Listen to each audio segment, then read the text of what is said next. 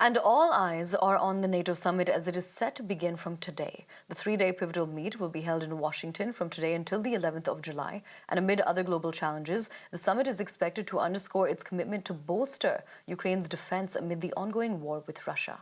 United States President Joe Biden will also attempt to boost the unity of the bloc and his allies amid war in Europe.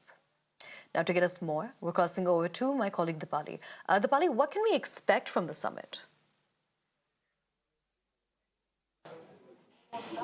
Well, yes, Aisha, NATO is the biggest military alliance. It consists of 32 members now. Sweden was the last one to join the NATO summit.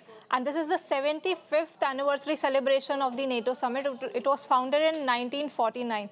It is coming at a very crucial time because of a couple of reasons. Number one, the governments across the world are changing. This is the greatest election year.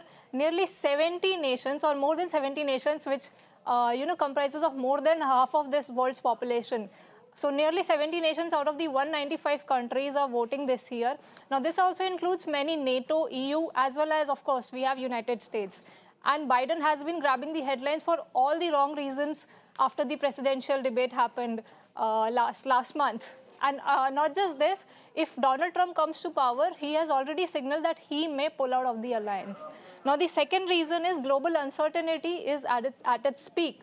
In Europe, the Ukraine war has entered its third year, and Russia has already made sure that it has already sent out a message to NATO even before the summit has begun. The biggest children's hospital in Ukraine was bombed yesterday. So as the NATO members try to send a message, Vladimir Putin has already said that he is not ready to bow down. Also, important to note that NATO is now expanding. Sweden became the last member to join just this year in March. And important to note that Sweden shares a maritime boundary with Russia, and Vladimir Putin again has made it clear that if NATO approaches its boundary, he is going to attack more members. But whether Article 5 of NATO is invoked or not, that remains to be seen. Article 5 is the one where attack on one member is considered as an attack on the bloc. So members may respond as they deem fit. Now, the third reason is that there's also China's growing influence. In fact, as we talk, China is hosting Hungary PM Viktor Orban. Now, important to note again that Viktor Orban is not, he is hosting the EU Council presidency this year and also is a member of NATO.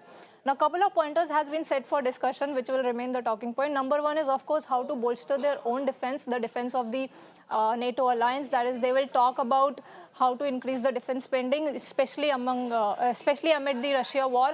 Then secondly, how to provide support to Ukraine. There may also be talks about membership, NATO membership for Ukraine, but that remains unexpected.